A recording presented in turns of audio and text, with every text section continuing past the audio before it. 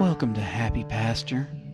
I am Wilbert T. Higgins. Today, I'm here to talk about my 6 pillars of success: passion, peace, and prosperity.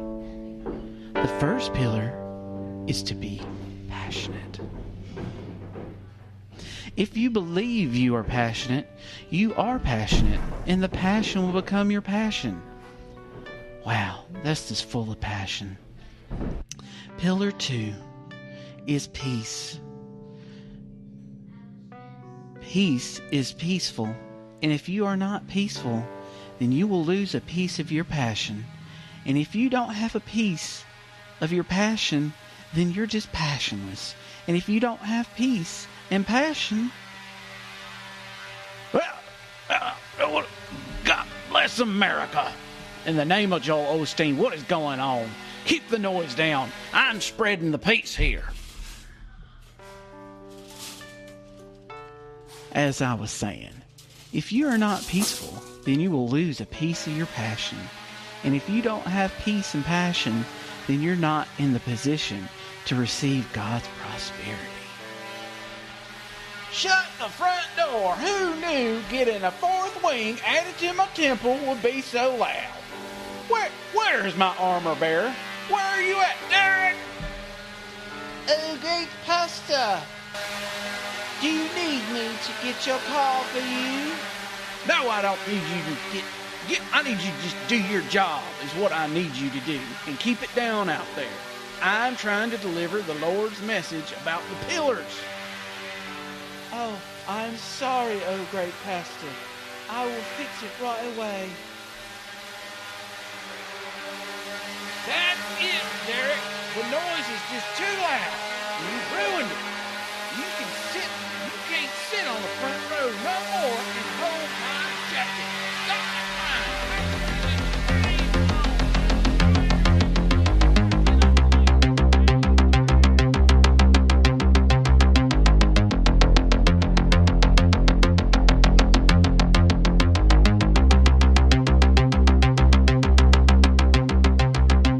This is episode 5.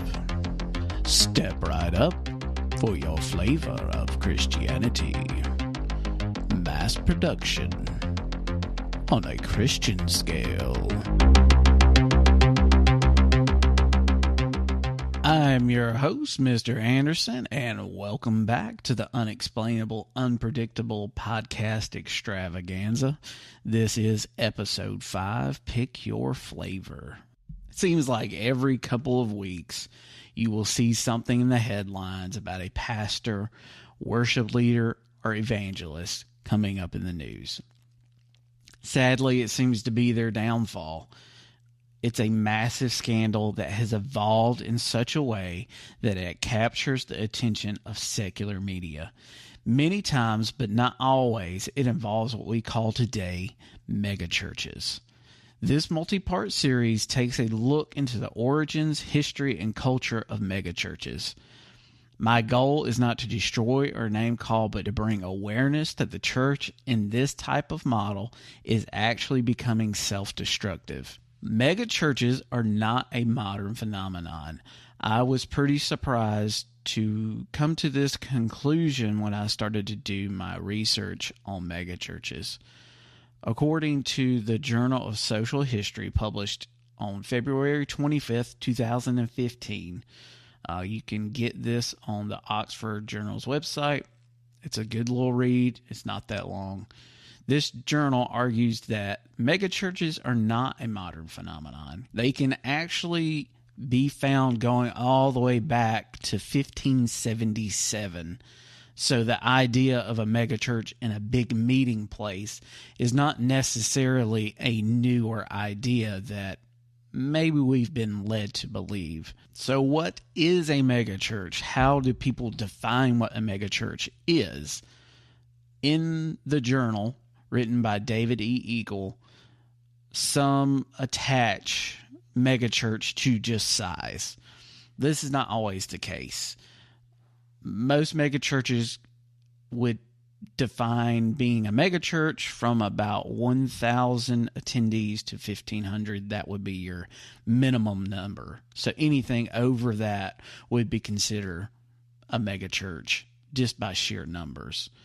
But beyond simply being big, megachurches share other characteristics. They come up out of the Protestant tradition. They offer a multitude of programs tailored to people's needs, and they frequently aim to achieve broader cultural importance. So I would like to dive into a little bit of the history, and I was kind of, shocked, like I said, about researching back and being like, oh, megachurches are not a modern phenomenon. They are really not a phenomenon at all. They are increasingly popular during the 70s, 80s, and 90s, and they really exploded, but really that was a resurgence. That was not the first time that there was a big movement with it. The first one that most people can trace it back to is, which I was really shocked about, was Charles Spurgeon. His was founded in 1861. It was inaugurated then. It was a 6,000-seat auditorium called the Metropolitan Tabernacle, and this was in London. And so what was happening is, you're in the middle of an industrial revolution.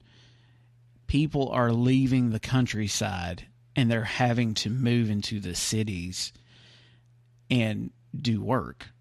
This is where people are starting to congregate. So this was a solution. I don't think it was ever intended to be what it is now. I believe this was a solution to say, well, people are coming in masses into these cities. We need to be able to reach them. And even in this time, a lot of people still did not know how to read. They were not properly educated. So an orator was absolutely necessary to carry out that message. In the early to mid-1900s, names like D.L. Moody and Billy Sunday started to become household names. They started to draw large crowds of people into large auditoriums or tents. They were considered tent revivalists. The landscape of politics and society were changing rapidly. You had the advent of World War I. You had the Bolshevik Revolution. You had amendments being made to the Constitution, progressive presidents, progressive politicians, more liberal thinking, rights for children, rights for women. In the 1920s, you see a even more increasing shift. You have the prohibition that comes into act.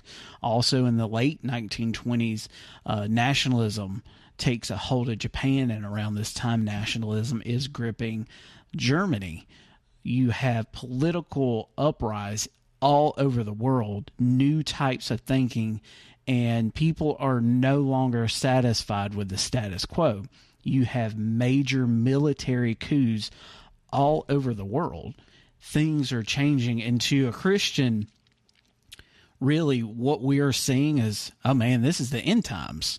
This is the end of the world, and we need to get as many souls saved and ready for the quote unquote harvest, because Jesus is coming back soon. At the end of the 1920s, you have the Great Depression, sending most of the world's economy into a downward spiral, and you start to see the rise of violent crimes coming up, especially in the United States, with Al Capone, Bonnie and Clyde, and a plethora of other gangs. You also have the resurgence of race relations. African Americans were being fired from their current jobs to make room for white workers that were out of work because of the Great Depression. Racial violence became increasingly higher, and it went from 8 in 1932 and surged to 28 in 1933, mainly in the South. In 1941, America is attacked at Pearl Harbor by Japan, pulling America into World War II. And after World War II, we are going to start seeing even another major shift in Christianity. That's going to be the end of episode 1. We are going to pick back up here on episode 2 for from the start of World War II, and we're going to move forward into the 1970s and 80s. Thanks for listening to the Unexplainable, Unpredictable Podcast Extravaganza.